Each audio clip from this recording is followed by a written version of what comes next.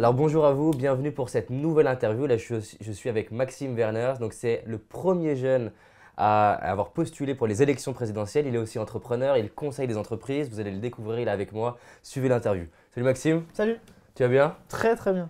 Donc je suis bien content que tu sois là. Ça fait plaisir parce que là, on a fait pas mal d'interviews de vieux. Donc on repasse à un âge qui me parle un peu plus. Donc qui es-tu en fait? Parce que tu fais pas mal de choses, tu as fait pas mal de choses aussi. Je suis un jeune qui en fait avance plutôt à l'engagement et avec toujours ce point central depuis que je viens de... Moi je viens de Bron dans la région de Lyon. Je connais bien. J'ai commencé à faire de l'associatif, pas mal de politique. J'étais candidat à la mairie à Bron quand j'avais 18 ans, donc en 2008.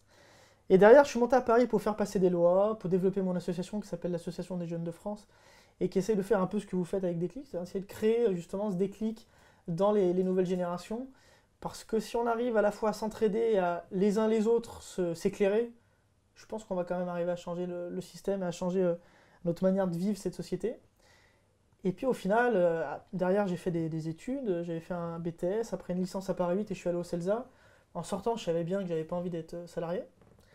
Ça, je suis fils d'artisan, petit-fils d'artisan, ça, j'ai jamais eu de salarié vraiment dans ma famille, donc c'était un peu logique dans mon esprit. Je suis pas de caractère non plus très docile.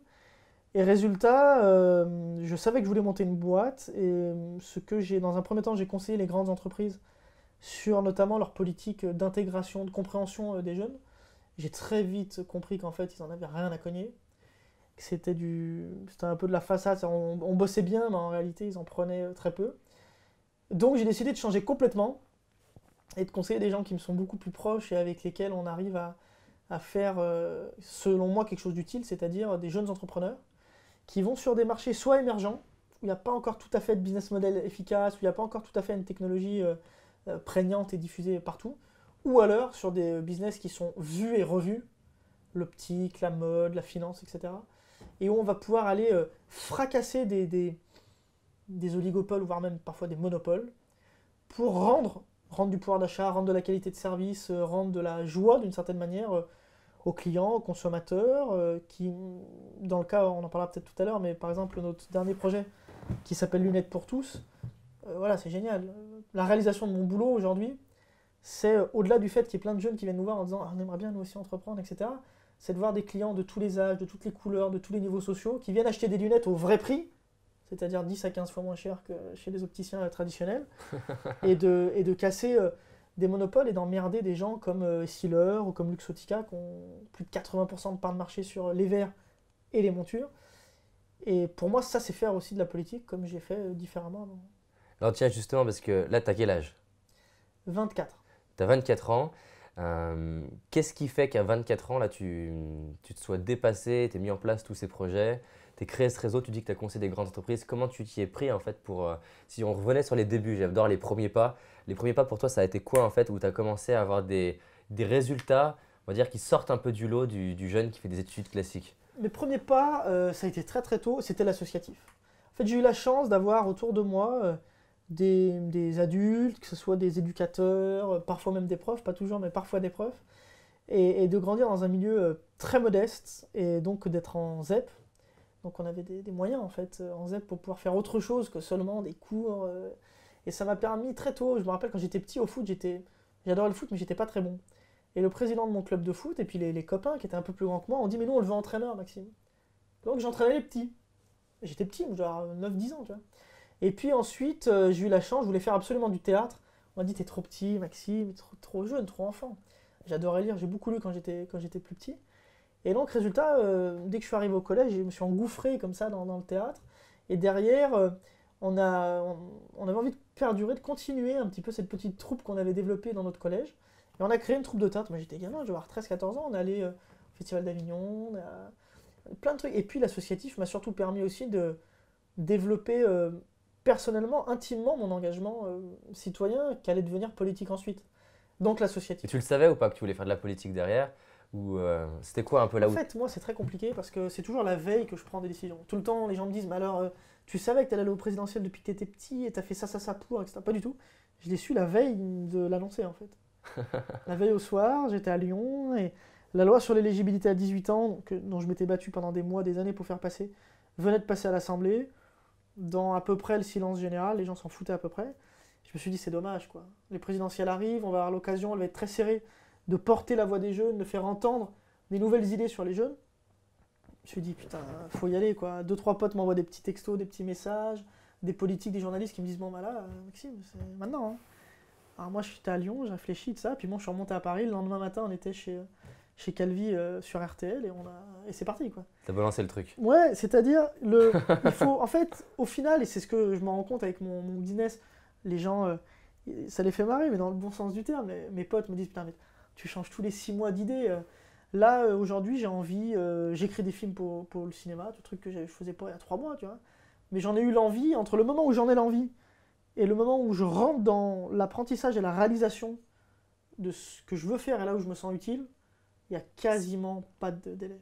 C'est très court en fait. Il n'y en a quasiment pas. Alors comment tu vis ce truc? Parce que des fois, on va dire aux gens, mais toi, t'es un peu une girouette, tu sais pas ce que tu veux. Non, il faut juste à la fois donner de sa personne. Moi, mais ça, c'est depuis que je suis gamin. Ça vient pas de ma manière de travailler, c'est une question de principe. Si on n'est pas généreux, si on met pas sa peau sur la table, ça sert à rien. Ça n'a aucun sens d'entreprendre si c'est pour pas tout donner à ses clients surtout, puis à soi aussi, à sa manière de travailler. C'est une manière de se respecter aussi que de travailler dur et de travailler bien. Ça va pas en garder sous la pédale, quoi. Et moi, je suis dans un métier, le conseil, qui est quand même très spécifique, où les grands groupes, mais pas seulement, leur stratégie, c'est justement de pouvoir déployer une fois qu'ils sont chez un client. Donc ça veut dire de pas tout vendre d'un coup, quoi, hein, d'en garder sous la pédale. Moi, c'est tout l'inverse. Moi, dès le début, je pousse, je donne tout. Et surtout, j'ai une politique assez précise qui est de ne prendre aucune part dans le capital des sociétés que je conseille. Alors, les gens me disent, c'est bête, parce que c'est des boîtes qui ont beaucoup de valeur ajoutée à apporter, qui rapidement peuvent prendre énormément de valeur. Ouais, qu'est-ce qui fait que Mais tu ça prends m'intéresse pas? pas. Moi, je pense que pour faire bien mon métier, c'est de conseiller, c'est d'aider, c'est de pousser avec, c'est de me battre pour. Il faut que je sois extérieur au capital d'une entreprise, il faut que je sois directement attaché aux dirigeants, aux entrepreneurs, à ceux qui font. Et pas que je sois leur égal, entre guillemets, ou même voir plutôt leur partenaire minoritaire. Mais ce que tu veux dire, c'est que le fait que tu n'es pas finalement un enjeu financier, tu n'es pas facilite ma position envers l'entrepreneur. de conseil en fait. Bien sûr. Tu es vraiment extérieur Et ça, c'est primordial. et tu n'es pas intéressé par tout ce qui va se passer. Non, Quoi. je le suis d'une certaine manière, Oui, mais pas économiquement. Je le suis parce que j'aime mon métier, j'aime ce que je fais, ça c'est primordial, j'aime les gens avec qui je le fais. J'ai 2 associés, JB et Hassen, avec qui aussi on a monté un média, puis on fait plein d'autres trucs à côté. On le fait parce qu'on s'adore et qu'on a envie de le faire. Mes clients, très très vite, ça devient des copains quand ça n'était pas déjà avant. Et c'est un peu iconoclaste, les gens disent qu'il faut bien séparer, etc. Mais je crois, en tout cas dans ma manière de travailler, que si on n'a pas un engagement humain avec l'autre et une connaissance très fine de la psychologie de l'autre, c'est impossible d'avancer longtemps dans le même bateau. C'est tellement compliqué d'être entrepreneur dans ce pays, et on est en proie avec les business que je conseille, et même les choses que je fais en général, à des choses qui sont assez subtiles, c'est-à-dire les idées aussi. Il faut vous imaginer la motivation qu'il faut pendant des années, parfois des décennies, pour arriver à transformer dans la société, à faire prendre une idée. Ça prend des années. Et ça, si vous n'avez pas des gens qui à la fois sont avec vous dans le même bateau, c'est-à-dire qu'il n'y a pas vraiment de hiérarchie dans ma boîte, il n'y a pas vraiment de hiérarchie. Je suis président de la société, je suis actionnaire majoritaire, mais enfin, tous ceux qui sont dans ma boîte ont le droit de citer au même titre. Et puis surtout avec les clients, il faut mouiller le maillot, quoi. Et ça, j'ai toujours eu. Donc pour répondre à ta question, l'expérience de réussite collective étant gamin, ça m'a sauvé la vie, ça. Parce que sinon, je pense que j'aurais pas si bien fini que ça. J'ai pas bien fini, hein, mais j'étais hyper... quand t'as beaucoup d'énergie comme moi, t'es vraiment hyper déviant, quoi. Tu peux très vite t'aurais pu passer partir. dans un sens ou dans l'autre. Très vite. Très vite. Alors comment tu as créé après, là, une fois que tu as réussi un peu plus à affiner, comment tu as créé un peu ce réseau? Parce qu'aujourd'hui, il n'y a pas beaucoup de jeunes à 24 ans qui sont connectés comme ça. Pour en voir dans les écoles de commerce, j'interviens et je vois un peu les décalages de niveau en fonction des étudiants avec le même cursus, quoi, et des fois même le même background familial. Comment tu as fait pour arriver à te connecter un petit peu? Parce que c'est souvent une question qu'on me pose. Tiens, David, comment tu as réussi à te connecter à telle personne? Toi, c'est quoi un peu ton modèle pour te connecter auprès de... En fait, alors c'est peut-être pareil, c'est peut-être pas très reproductible, mais cela étant, je ne cherche pas du tout à me connecter, je m'en cogne. Il y a des gens qui font des choses intéressantes. C'est ça qui est important. Il faut se connecter à ce qui se fait. Évidemment, on fait les choses avec des gens. Faut pas aller. C'est ça le problème, notamment quand des conneries qu'on apprend dans les écoles de commerce, qu'on apprend aussi pas mal de conneries dans ces trucs, qui est de leur dire ouais, c'est un réseau, c'est primordial, etc. Non, si tu fais quelque chose, les gens qui ont envie de faire des choses vont te connaître. Et toi, en tant que personne qui a envie de faire quelque chose, et moi j'ai envie de faire quelque chose, je vois autour de moi les gens faire. Et jamais, ma vie est courte pour l'instant, mais jamais une seule fois, je ne suis pas allé voir quelqu'un qui faisait quelque chose qui me plaisait, qui m'intéressait, pour lui dire gentiment, continue, courage, vachement bien. Et bien souvent, on arrive à faire des choses ensemble. Mais c'est vraiment parce que j'étais dans cette optique-là. Donc Sinon, en fait, si on essaie de le rendre reproductible, il y a quand même un truc, c'est de dire, tu regardes qu'est-ce qui te plaît autour de toi. Il faut comprendre. Quand on ne comprend pas les gens, moi, ça les faisait marrer. Tu disais tout à l'heure que j'étais jeune, mais il y en a plein qui disent, parfois pas forcément à tort, je dis, putain, c'est bizarre, je suis né en 89. Je dis, mais c'est bizarre, comment tu parles des trucs des années 50, 60, 70, mais t'étais pas né, enfin, comment tu... Parce que quand j'étais petit, j'ai lu beaucoup de livres très bons, beaucoup de livres moins bons, et moi je dis toujours que je suis un bébé de l'INA. En France, on a de la chance, l'INA a été créée en France, aucun autre pays au monde avait l'INA avant nous. Donc on a des archives audiovisuelles. Ouais. Moi j'adore les docus, j'adore le cinéma, j'adore lire. Et donc quand j'étais petit, vu que j'étais quand même, on s'emmerdait un peu, on était en banlieue, on s'emmerdait un peu, tout ce que j'avais sous la main, je le prenais. J'étais insomniaque, je voulais m'occuper à tout prix, quoi. Et donc au final, mais alors que c'était pas, je savais pas que j'allais faire de la politique, je pensais pas du tout, t'es fils de taxi, je me disais pas dit, tu vas faire de la politique, Maxime. Mais je me suis intéressé profondément aux choses. Et je me rends compte, notamment chez les jeunes d'ailleurs, malheureusement, à cause peut-être des écoles, peut-être de plein de choses, qu'il y a deux problèmes dans ce qu'on appelle la constitution d'un réseau. La première, ils savent pas ce qu'ils veulent. Ils veulent la sécurité d'être salariés dans un grand groupe, et en même temps l'aventure de monter des... Enfin, ils comprennent pas. Dans la vie, il faut faire une chose pleinement, intégralement, et faire autre chose, pour le plaisir. Mais on peut pas, si vous voulez, penser, on peut pas avoir un double discours. C'est impossible. Et c'est le cas d'énormément de jeunes aujourd'hui. Donc comment voulez-vous qu'ils attirent, dans le bon sens du terme, quelqu'un, si eux-mêmes ne s'attirent même pas d'eux-mêmes sur ce qu'ils ont à faire dans la vie? Puis il y a un deuxième truc primordial, c'est que si vous, quand je dis n'apportez rien, c'est pas dans le sens d'intérêt ou d'intéressement. C'est n'apportez rien dans le sens d'intéressant. Il y a plein de gens dans ce pays pour qui le temps est compté, parce qu'ils savent ce qu'ils ont à faire dans la vie et ils le font extrêmement bien, et leur temps sert à quelque chose. Quand vous avez la chance de pouvoir, d'une certaine manière, bénéficier de leur temps, il faut être intéressant. On n'est pas là pour en baragouiner, quoi. Juste pour bien le décortiquer, ça veut dire que par exemple, quand tu es au contact d'une personne que tu trouves intéressant, de voir comment toi tu fais pour être intéressant pour elle, c'est ça? Au-delà de ça, il faut être acteur. Il ne faut pas être passif, il ne faut pas être spectateur. C'est le problème notamment de beaucoup de jeunes dans ce qu'ils appellent le réseau, c'est qu'en fait ils sont spectateurs. Donc je vais rencontrer un grand... C'est génial et tout. Moi, je n'ai jamais été impressionné par personne. Comment ça se fait? Parce que on est tous humains, on a tout. En fait, il faut voir derrière l'individu social, l'homme, quoi, ou la femme. Et quand vous essayez de vous intéresser, on est dans une société très ouverte, donc on sait à peu près ce qui constitue un homme ou une femme. Pas tout, mais certaines choses. Tu vois, par exemple, je sais pas, quand on me parle de Bernard Arnault, par exemple, moi, je n'entends pas homme le plus riche d'Europe. J'entends parcours intéressant d'un petit-fils d'Auvergnat maçon, père industriel, entrepreneur dans le bâtiment qui a très bien marché, et qui a eu l'idée, parce qu'il était attaché à la famille, de dire à son fils à 26 ans, « Ok, je te suis, je mets toutes mes économies, toute ma boîte en garantie, on va racheter Boussac. » C'est ça qui est intéressant chez ce mec. Et derrière, comment à chaque fois, il monte des montages pour se créer un portefeuille de marques extraordinaire et mettre la main mise sur plein de grandes marques qui allaient péricliter et que lui, il en fait des marques extraordinaires. C'est ça qu'il faut... Enfin, je ne sais pas si je me fais bien comprendre. Ça, faut aller au-delà de l'étiquette. Pareil, tous les jeunes entrepreneurs me parlent tout le temps de Xavier Niel, etc. C'est un homme brillant, super intéressant. Mais il n'est pas intéressant seulement parce qu'il a fait la Freebox. C'est tout le reste qui est intéressant. C'est le avant, c'est etc. Et il a créé sa première boîte dans les années 90 qu'il a revendue justement pour faire free. Mais justement, là, tu connais bien leur histoire. Qu'est-ce qui fait, par exemple, tu te dis pas, c'est une opportunité, il faut pas que je la rate. Il faut que je sois bon devant lui. Alors, tu viens de tout dire. Il faut comprendre une chose, je pense, pour arriver à ce que tu appelles créer un réseau, c'est-à-dire il faut être détendu, quoi. On n'a qu'une vie. tout le monde est un être humain, on va tous mourir. Et tout ce qu'on fait est important pour nous, mais n'a aucun intérêt à l'échelle de l'humanité telle qu'elle a existé et qu'elle va exister. C'est-à-dire, faut être détendu, quoi, faut être calme, quoi. Et c'est un des problèmes. Non, mais c'est vrai. C'est-à-dire, faut pas se prendre pour autre chose. On est tous dans le même bateau. On est, dans notre cas, en plus tous de la même génération. Donc, on va coexister ensemble pendant, j'espère, assez longtemps. Il faut être ultra détendu. Et surtout, il faut Est-ce que tu l'as croire, toujours été, ça? Ouais.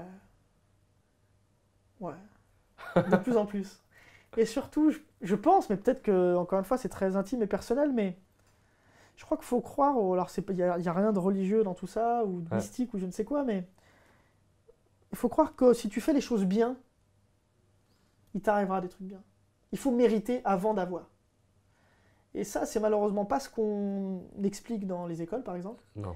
Et moi, quand je suis sorti donc, de la présidentielle, du CELSA, etc., il y a beaucoup de gens que j'aime beaucoup et qui sont des grands professionnels et qui m'ont dit bah viens, on monte des boîtes ensemble, etc. Et j'aurais pu gagner énormément d'argent. C'est-à-dire j'aurais pu passer de boursier échelon 6, c'est-à-dire 460 € par mois, et merci l'État, ça m'a sauvé, ça m'a permis de faire des études, à 40 fois ça. Mais je n'en avais pas le... Primo, j'en avais pas le désir. Et deuxio, c'était pas cohérent avec ce que moi je veux faire. Et c'est ça, moi, qui me fascine quand je vois, par exemple, je regarde en ce moment, je re-regarde tous les films du Nouvel Hollywood. Spielberg, Coppola, De Palma, Scorsese, etc. Mais ces mecs-là, à 20 ans, étaient déjà ce qu'ils sont aujourd'hui. Ils savaient absolument ce qu'ils voulaient faire. Et je pense que c'est ça aussi l'autre problème, c'est qu'il faut avoir la vocation. Si vous êtes convaincu de ce que vous avez à faire, de ce que vous avez à dire, pourquoi l'autre, il ne prendrait pas en considération ce que vous avez à dire? Les gens se font trop de complexes. Moi, je vois, par exemple, j'entends tous les jours des gens qui me disent « Ouais, moi j'ai une idée sur ça, sur ça, sur ça. » Bah, va voir le type. Tous les jours, moi je ne fais que ça. Le matin, je me lève, bon, je lis le journal ou la nuit, etc. J'ai des idées pour des gens.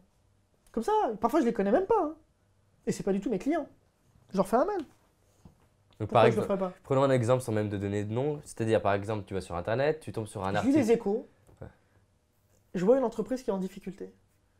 Et sur laquelle il me semble qu'elle a un moyen de rebondir. Je lui fais un petit mot. Donc, tu vas lui dire, voilà, j'ai pensé à tel J'ai truc. pensé à tel truc, ça l'aide ou ça l'aide pas. Pareil, je sais pas, on vient me rapporter, me dire, tiens, il y a telle, je sais pas, une institution, une association qui a envie de développer son... Ou même moi, en tant que lecteur, moi je lis toute la journée. Il y a des associations, des entreprises que j'aime bien. Et que je vois, par exemple, qui communiquent ultra mal ou qui recrutent mal, etc. Je leur fais un petit mot. Pas avec prétention. En leur disant, voilà, moi, humblement, je pense que tel truc, faudrait réfléchir. Peut-être vous y avez même déjà réfléchi, mais ça serait pas mal. Et ça n'engage à rien. Et on s'en fout, les gars. C'est juste parce que, en fait, c'est ça qui est important dans la vie, c'est... Donc, au lieu de dire, en gros, je l'amélioration suis le continue. meilleur en conseil, embauchez-moi, c'est Ah, pas du tout. j'apporte, quoi, en fait. Je vais même plus loin que ça. J'ai la chance, malgré que ce soit une petite boîte, hein, de choisir absolument les projets sur lesquels je vais, les clients avec lesquels je vais. Et je ne vais qu'avec des clients dont, humainement, je sens que ça va être une super aventure. Et mon rôle, c'est de les autonomiser le plus vite possible. C'est pas comme font les autres consultants de les rendre dépendants. Donc ça, je suis assez libre. Mais moi, ce qui m'intéresse, c'est au final presque tout ce que je fais à côté de mon activité professionnelle pure et dure. Et c'est ça que les jeunes doivent comprendre, c'est qu'on ne se fait pas son réseau seulement dans son activité professionnelle. Son activité professionnelle, c'est une manière de convertir ce qu'on sait faire, ce pourquoi on est bon. On se fait son réseau dans tout le reste. Je sais pas, peut-être t'aimes le foot, peut-être t'aimes le ciné, ou j'en sais rien. Il y a tellement de gens qui aiment le ciné et qui aiment le foot. Et c'est là où on se croise, faut échanger vraiment, quoi. Et c'est ça, moi, je trouve, qui manque dans les écoles de commerce, où je suis allé un peu aussi. Pas pour étudier, mais pour faire des conférences, pour les rencontrer, pour échanger avec eux. Malheureusement, on ne leur apprend pas à être intéressant et à être personnel, à être eux-mêmes. Je crois que c'est HEC, mais je ne suis pas sûr. Dont le slogan, c'est apprendre à oser. Mais déjà là, il y a une dichotomie énorme. Apprendre à oser. On n'apprend pas à oser. C'est ose, quoi. On ose apprendre ou on ose. C'est s'appairer à oser, je crois, apprendre à oser apprendre. Aimer le savoir, quoi. Mais oser apprendre à oser, ça ne veut rien dire. Et c'est ça le problème aussi de ce pays, c'est le bullshit, quoi. Il y a tellement de bullshit qu'au final, quand on arrive à faire le tri, les gens qui savent faire le tri se reconnaissent entre eux. Et c'est même pas du réseau, c'est comme c'est des une forme relations. de famille, en fait. C'est-à-dire Bien sûr. qu'il y a un truc de je te comprends, tu me Bien comprends, sûr. on parle la même langue, Bien on sûr. est dans le même univers. Mais c'est exactement ça. Moi qui suis très, pas clanique, parce que je suis ouvert comme garçon, mais je vois par exemple les gens qui me suivent dans mon combat politique me suivent depuis, pour certains, peu de temps, mais pour la plupart des années. Je bosse avec les mêmes personnes depuis 2006. Ah tiens, justement, qui dit groupe dit aussi critique. Comment tu vis et réagis par rapport à… Alors déjà, tu vas me confirmer ou m'infirmer si ça existe, mais toutes les personnes qui pourraient être critiquées. Déjà, est-ce que ça existe qu'on te critique? Bien sûr. Dans les deux sens, j'entends. Hein. Bah, il y a deux types de critiques, moi ça me fait marrer en fait. Il faut, encore une fois, il faut être ultra détendu de ces trucs-là. Parfois des critiques hyper constructives, ça c'est bien. C'est même des copains, ils viennent me voir, ils me disent voilà, là je pense, ça c'est super. Mais malheureusement, souvent une critique est l'expression psychologique de quelque chose, quoi. Et quand j'étais candidat au présidentiel, alors, évidemment, on recevait des trucs horribles. On recevait des insultes racistes, mais bêtes. Par exemple, une fois, mais souvent on recevait juif arménien. Je suis d'origine arménienne, donc ça n'a rien à voir, mais juif arménien, sale, je sais pas quoi. Et tout le monde me traitait de fils de ministre. Pour ceux qui me connaissent, ils savent que c'est vraiment pas le cas. Donc c'est drôle la dichotomie entre dans l'insulte ce qu'il y a comme Roland, quoi. Super, enfin faut le prendre comme ça, sinon on le prend super mal. Et dans le boulot, alors ça m'a beaucoup fait rire en fait, parce que c'est drôle. C'est pas des concurrents, c'est pas vraiment des concurrents, mais d'autres gens qui font à peu près le même boulot que moi. Et évidemment, ils vont dans Paname dire ouais, Werner, c'est ça. Mais en fait, ben non, en fait, il n'y a pas de. C'est malheureux, mais il y a rien à dire, quoi. Chacun est comme il est, quoi. Mais pour l'instant, et moi je suis comme ça, donc je suis ultra droit et personne n'a rien à dire, quoi. Donc au final, c'est plus marrant qu'autre chose. Je pense que ceux qui ont peur de la critique, c'est ceux qui ont des trucs à se reprocher. Les hommes politiques, souvent, ont peur de la critique parce que justement, il y a tellement, ils se sentent tellement peut-être parfois incapables aussi de réaliser ce qu'on attend d'eux, que ça leur fait mal, quoi. Ça blesse, ça touche là où ça fait mal. Moi, quand quelqu'un me demande de réaliser quelque chose, je le fais et je me donne à fond pour ça, donc j'ai pas peur de la critique. À côté de ça, il faut être critiqué. Et c'est ça le génie des anglo-saxons, par exemple. C'est de comprendre qu'on n'avance que dans la nécessité, dans l'adversité. S'il n'y a pas une force antagoniste, on n'avance pas. Et c'est pour ça en France, tous les conneries là, de self-made man et tout ça, ça n'existe pas. On ne se construit pas tout seul. Et en même temps, on ne se construit pas contre rien. On est tous en opposition avec quelque chose. Et moi, le premier, d'une certaine manière. Je suis en opposition contre la rente. Je suis en opposition contre le... En fait, dans le fond, je me rends compte que je suis... Si un mot devait me résumer, ça fait très de droite, alors que pas du tout. C'est vraiment le mérite. Et j'aimerais que chacun ait ce qu'il mérite. Dans le bon sens du terme. Dans le mauvais pour ceux qui font du mal. Mais je trouve que c'est une valeur super importante qu'on a mis que sur le travail, alors que c'est pas que sur le travail. Moi, par exemple, ma maman est mère au foyer. Et dans ma famille, les femmes, elles étaient souvent... travaillaient tout, mais étaient beaucoup mère au foyer. Mais c'est un métier, mère au foyer. Élever bien des gosses, primo, c'est ultra rentable pour le pays. Parce que les gamins derrière sont des gens qui créent de la valeur. Et deuxièmement, mais c'est un métier dans la société. Ma mère a fait le boulot d'au moins 4 ou 5 assistantes de vie, psychologues, nounous, enfin, c'est hallucinant. Et au final, voilà, ce qui moi me chagrine un peu, c'est ce contre quoi, c'est très simplifié, hein, mais je lutte dans tout ce que je fais tous les jours, 24 heures sur 24. Et même quand j'écris un film ou quand j'écris un bouquin, c'est à ça que je pense, inconsciemment. Chacun doit avoir une force antagoniste. C'est le problème aussi de ce qu'on apprend à l'école, c'est que souvent la force antagoniste, c'est eux-mêmes. Quand on ne sait pas ce qu'on veut faire, quand on a peur, la peur c'est le pire truc. Ah ouais, tu parlais tout à l'heure, tu disais David, pour faire un réseau, il faut avoir peur de personne. Pourquoi avoir peur? Alors, comment tu développes cette confiance-là C'est un peu différent la confiance. Parce que moi aussi, hein, je me trouve nul parfois. Sur plein de sujets, je suis nul, heureusement d'ailleurs. Il faut apprendre plein de trucs. Et puis. Et cette foi-là que tu as là, comment on peut la développer? Imaginons qu'il y a un jeune qui nous regarde et qui se dit ok. Il faut relativiser les choses. Moi, je pense souvent. Enfin, ça n'a rien à voir, mais chacun a un point de départ dans sa vie. Il y en a, c'est quand ils sont nés, ils pensent que le monde a commencé à ce moment-là. C'est un peu réducteur, mais il y en a beaucoup. Moi, dans mon cas personnel, je pense que mon arrière-grand-père, ses parents, ils ont été massacrés de ça. Et donc, ils l'ont envoyé à la capitale. À l'époque, c'était Constantinople, la capitale de l'Empire ottoman. Ils ont dit, vas-y, allez à Dodan pendant 2 semaines, joue le mongolien, va à la capitale, et puis trouve un patron, quelque chose, sauve-toi, sauve ta vie, quoi. Et puis, ma famille, c'était à peu près la même histoire. De l'autre côté aussi, en Italie, avec l'antifascisme et tout ça. Et quand ces mecs-là, sur un choix, une décision, ne meurent pas et survivent et font un truc, ben ça fait relativiser pas mal de trucs quand même. On a de la chance. Et au-delà de la chance, on a une responsabilité. Je vois beaucoup de gens qui me disent qu'il faut être un jouisseur dans la vie, il faut jouir de la vie, etc. Bien sûr, évidemment, et je suis le premier à jouir de la vie et à être très heureux, mais il y a des gens qui sont faits pour être plus des démiurges, des constructeurs, et pour eux, c'est là que c'est important. Il ne faut pas se mentir sur ce qu'on est. Et moi, j'aurais beau vouloir être le plus grand jouisseur de la planète, avant toute chose, j'ai ce côté-là Bâtir. de bâtir, et de bâtir en plus sur la chose la plus fragile, c'est-à-dire sur les gens, sur les hommes. Je n'ai pas envie de bâtir un empire, de faire des immeubles, hein. Moi, j'ai vraiment envie que les gens aillent bien, s'entendent bien. Comme dit Julos Boccarne, il faut reboiser l'âme humaine, quoi. Et c'est du taf. Mais quand c'est pas la foi, ouais, c'est la foi, ouais, si tu veux, c'est la foi, c'est un peu ça. Quand t'as la foi, tu risques rien, t'as peur de rien. Et puis, il faut. Quand j'étais petit, j'ai eu le déclic, j'étais vraiment gamin.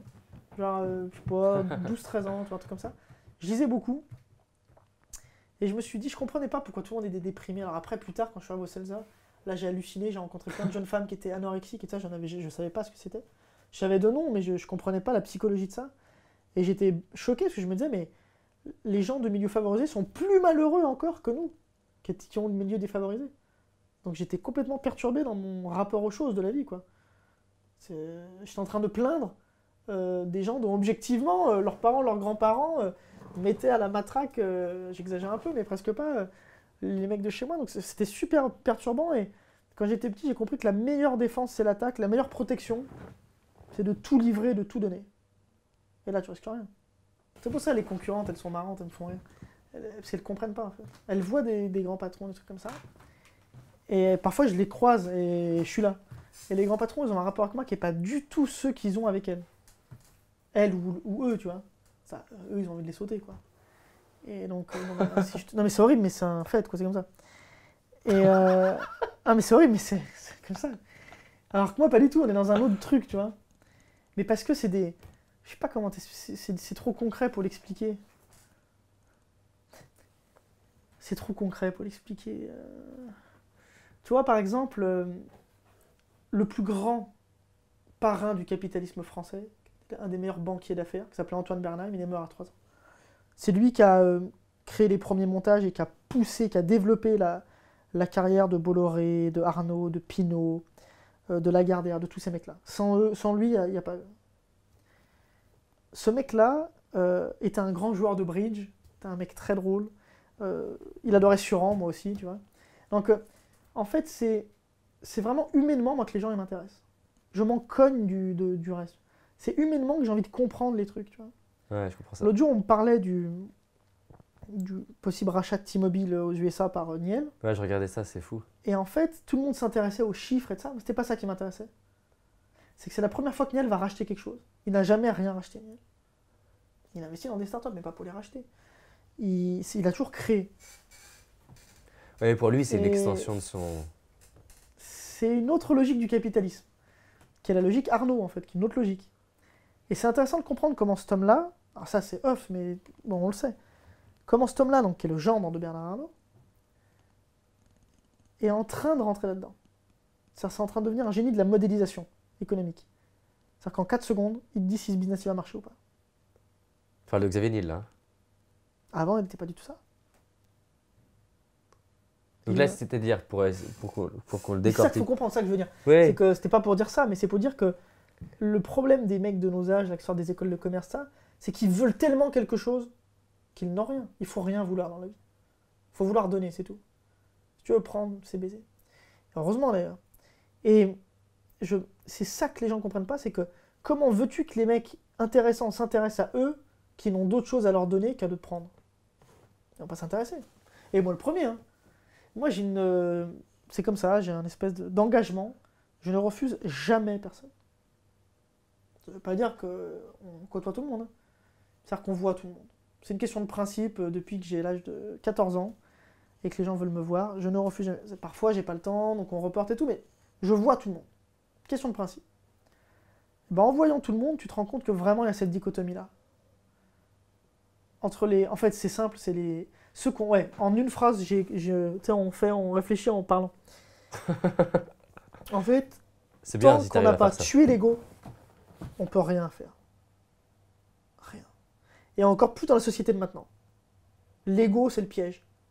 L'ego, c'est explique-le un petit peu là pour. Tant qu'on n'a pas enlevé sa volonté de magnifience, entre guillemets, l'extension de soi qu'est l'ego, tant qu'on veut vivre en dehors de soi, ça marche pas. Les jours où on veut vivre sa vie à soi. Donc là, pour bien expliquer, ça veut dire être dans un masque, vivre la vie de quelqu'un d'autre. Dans le faux self, dans l'espèce d'ambition un peu névrotique là, qui sert à rien. Ça marche jamais. Ou alors ça marche, mais enfin, c'est pas une vie intéressante. Quand on tue l'ego, c'est-à-dire quand on a... Moi, j'ai aucun ego. Tu vois, les critiques, ça me fait rien. Parce que je sais qu'elles sont pas justifiées. Les mecs qui me critiquent, c'est des mecs que je connais même pas. C'est difficile, comment ils peuvent me critiquer, ils me connaissent pas. C'est compliqué, non Moi, il m'arrive de critiquer des mecs, mais des mecs que je connais.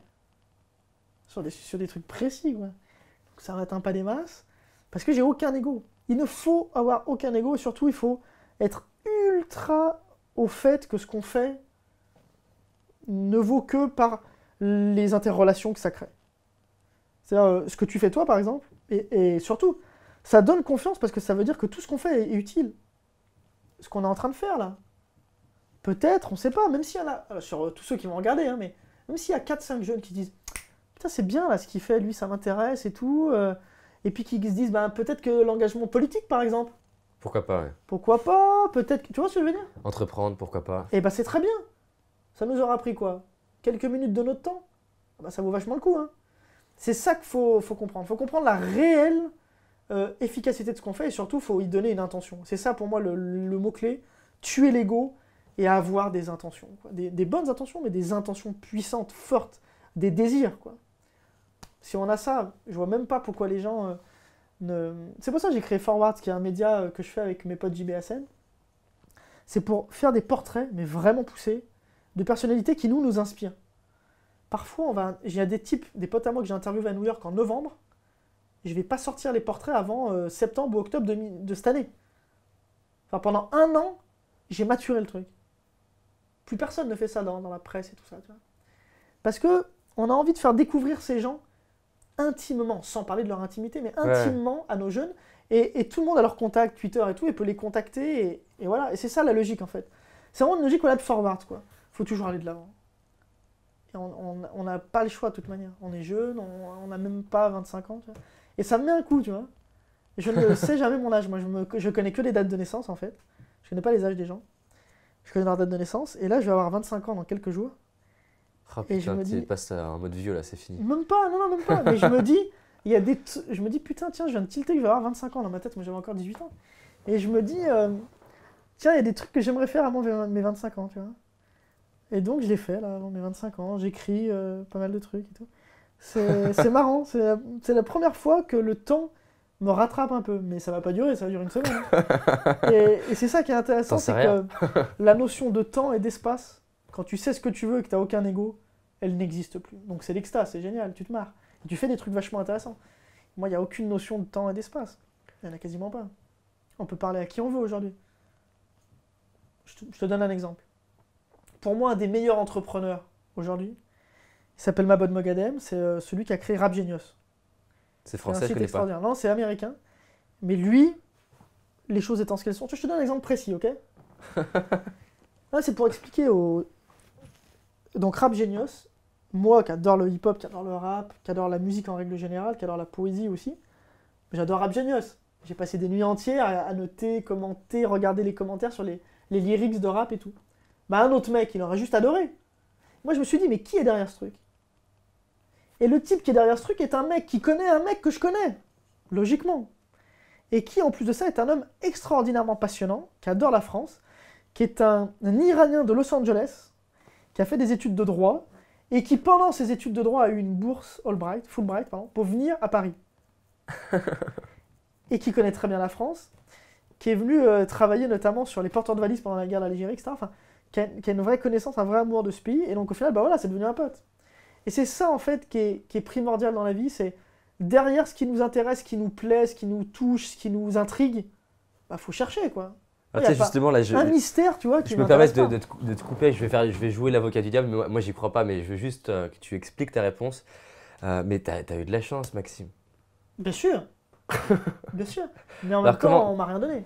Alors justement, je fais exprès, mais Pour toi, c'est quoi la chance dans ce cas-là? Est-ce qu'on peut créer la chance? Ouais, tu la crées. J'ai eu de la chance parce que je suis préservé par la santé. J'ai plutôt bonne santé, ça va.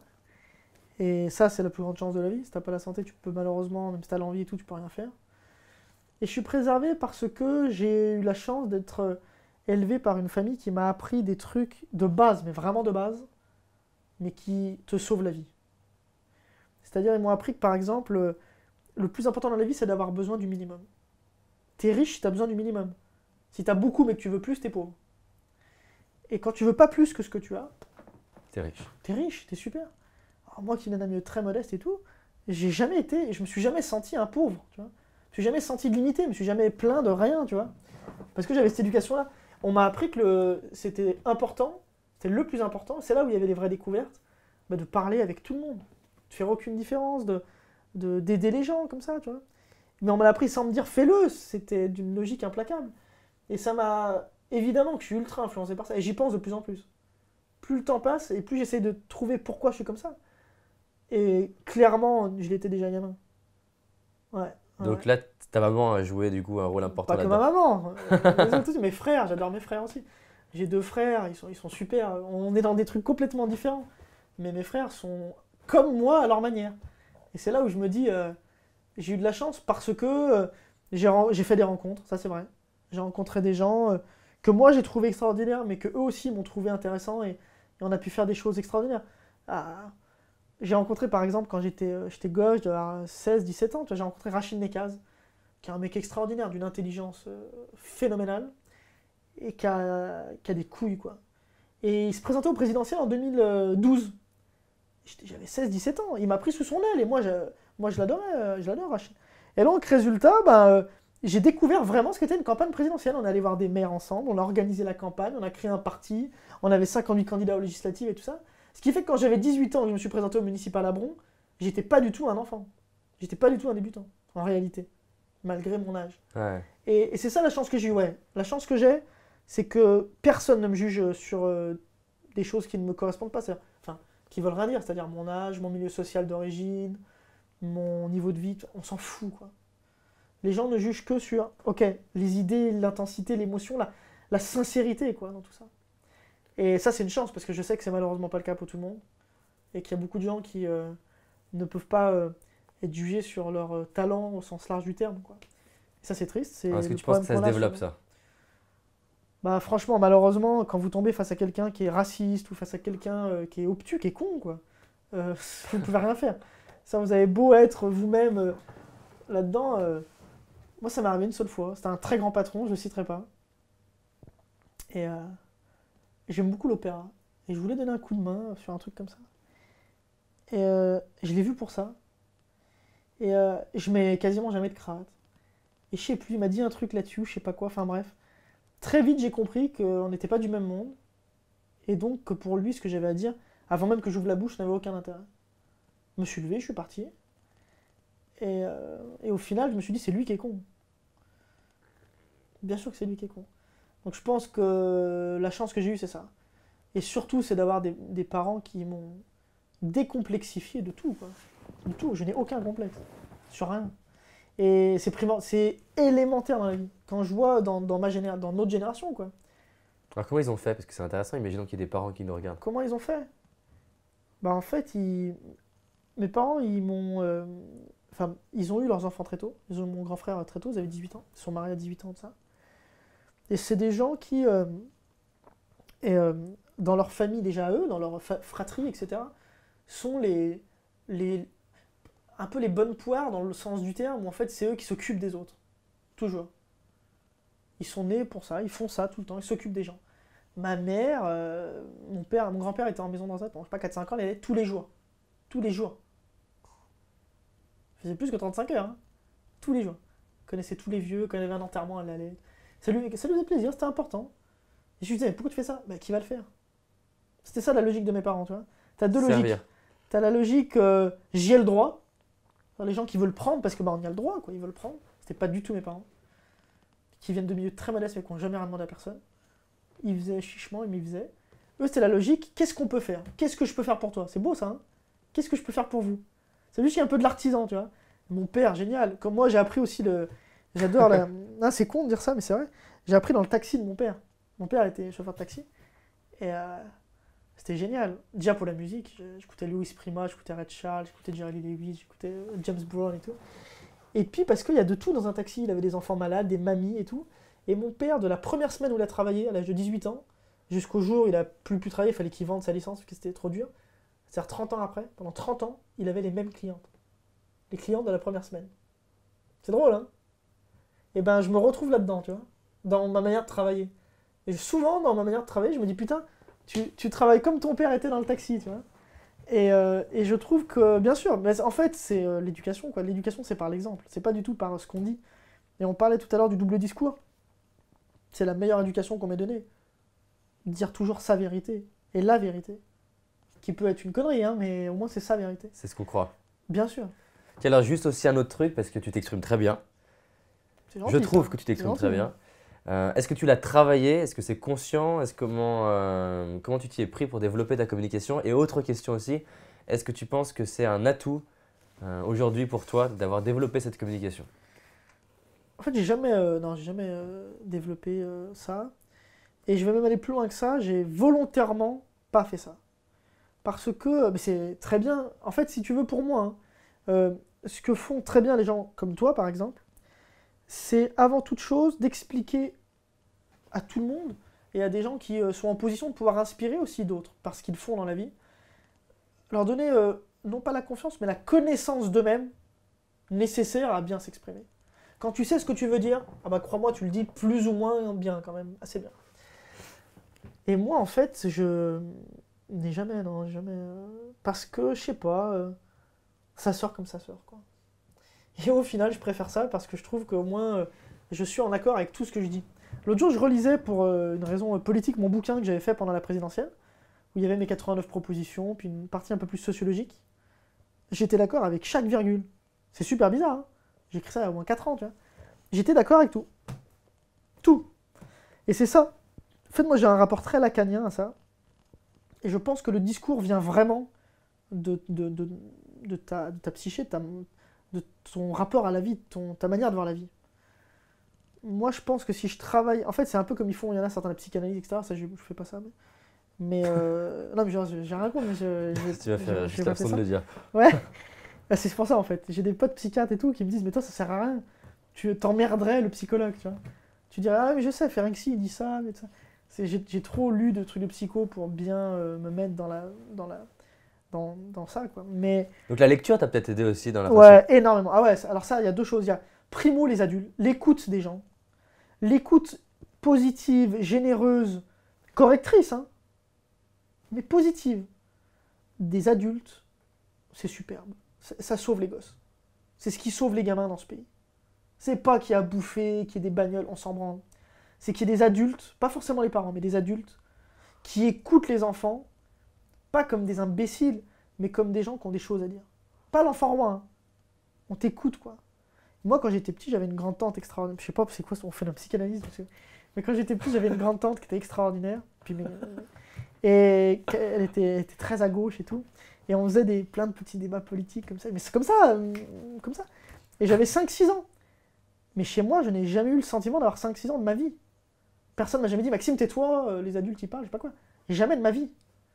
Et les autres adultes, les potes de mes parents, c'était pareil. Ils me connaissent depuis l'âge de... Disons, j'ai des potes à moi qui me connaissent depuis l'âge de 5-6 ans. J'ai jamais changé. J'évolue, mais je ne change pas. Et je crois que c'est ça aussi qui fait qu'on peut s'exprimer.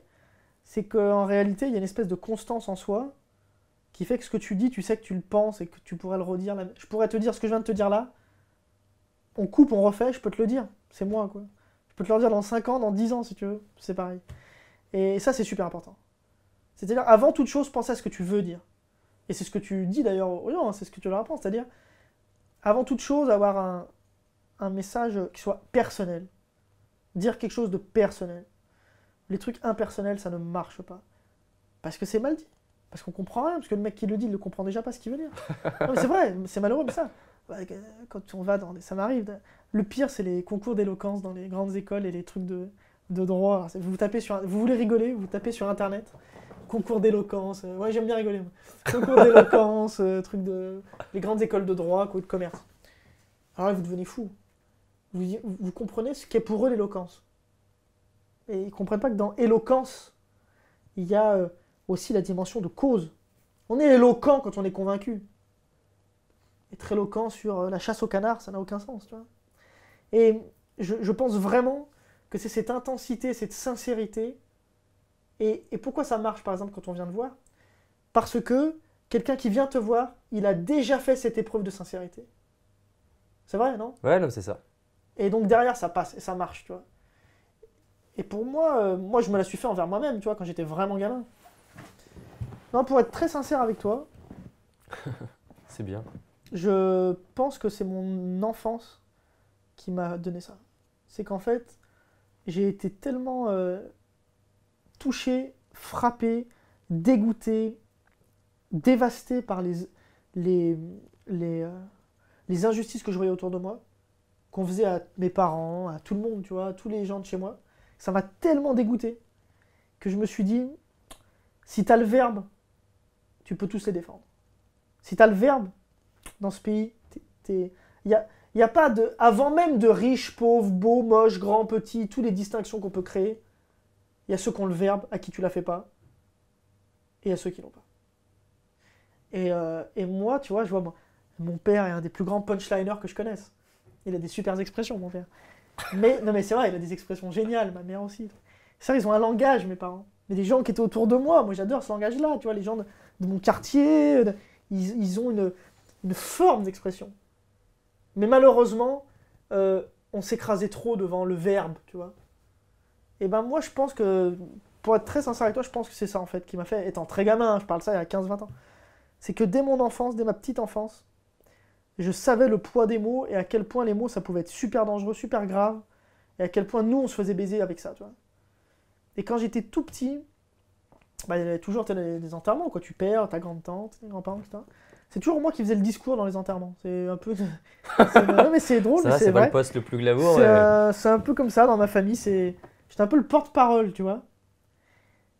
Et dans beaucoup de choses de la vie, j'étais un peu le porte-parole. Et ça m'est venu de là. C'est-à-dire, d'une certaine manière, je le conscientisais pas comme ça, mais il fallait avoir le verbe pour tous les autres qui l'ont pas. Et aujourd'hui, je trouve ça encore pire, tu vois. Et c'est pour ça que je suis allé au présidentiel et ça n'a rien de personnel de tout ça. Parce que la vérité, demande aux gens qui vivent avec moi, mes potes et tout ça. C'est un peu dans un an et demi, t'as pas de vie. Tu n'as pas de vie. Le message que j'ai le plus envoyé en un an et demi, c'est OK. Les gens m'ont envoyé comment ça va, Maxime? OK, j'avais pas le temps, j'étais tout le temps avec quelqu'un, tout le temps en train de faire quelque chose. T'as pas de vie, c'est très dur. Mais, faut le faire, quoi. Qui va le faire? Comme diraient mes parents. Et qui va le faire? Et ça, c'est un truc, ouais. C'est pour ça que je suis vachement. Tu vois, je descends très peu à Lyon voir mes parents, ça. Je suis un vrai fils indigne, moi.